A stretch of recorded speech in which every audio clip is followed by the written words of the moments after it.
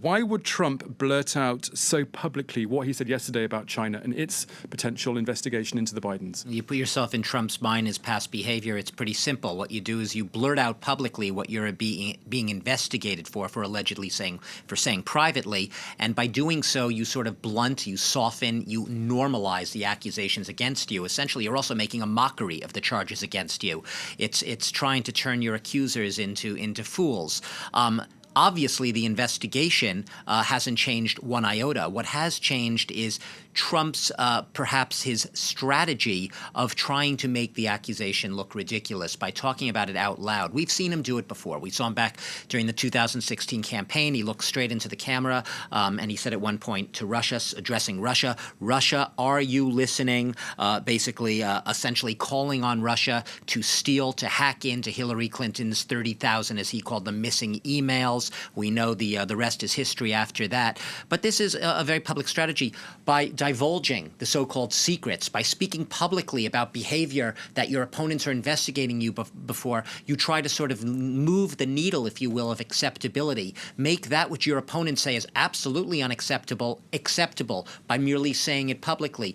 But the fact of the matter stands. Donald Trump stands accused of calling upon foreign interference for his own domestic gain against a domestic political rival, and that the investigators in the House are saying is an abuse of his oath of office, of his constitutional oath. That has not changed. And how have both parties, the Democrats and the Republicans, that's of course Trump's own party, how have they been reacting to these latest Right. Well, comments? interestingly, what hasn't changed is the Republicans that have always had Donald Trump's back still have his back. We haven't had any Republicans, or very few at least, very few, coming out and loudly and vocally defending the president's actions with respect to both either China or Ukraine. What we have had is a lot of talking points which have been created by Donald Trump's own narrative, and that is turning the tables against the Democrats, or at least trying to, by basically making the case, as if you're in court, that basically all of this is a political vendetta by Democrats who are bent on bringing Trump down.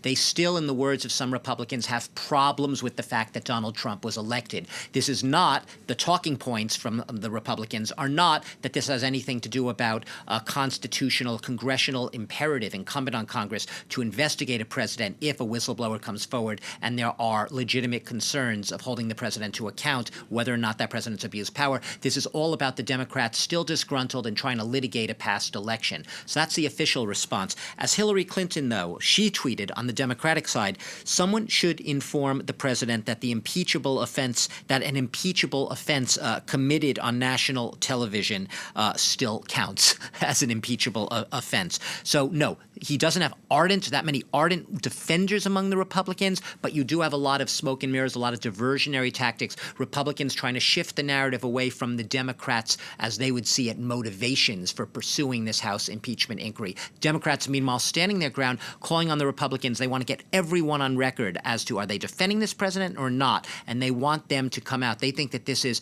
a sort of black and white case where everyone should be condemning the president for this behavior, that it is very clear, literally black on white, that he has abused his oath of office and that there's not too much room for murkiness or ambiguity in there.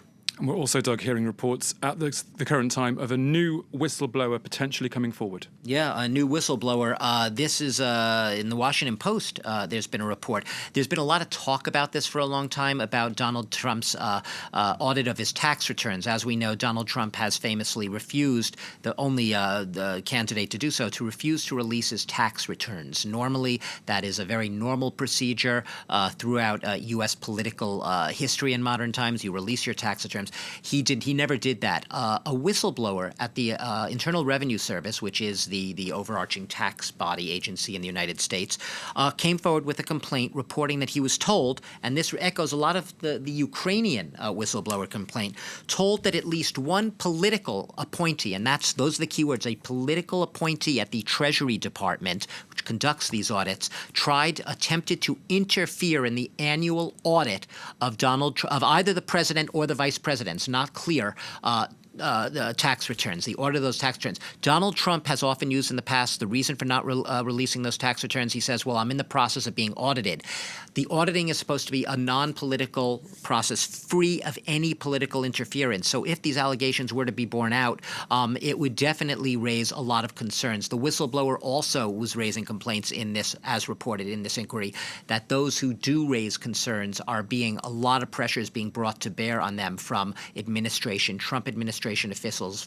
That is, the whistleblower's job is becoming harder. So the House, I can guarantee you, this is another shoe dropping. We're likely to see more shoes dropping, but you can absolutely be guaranteed that even as the Trump administration dismisses this newest whistleblower complaint as flimsy, the Democrats are going to go on the offensive, as they have with the Ukraine whistleblower complaint, and they are likely to they're discussing right now whether or not to make this latest complaint public, to publish it. Okay, Douglas Herbert, thank you very much for that insight.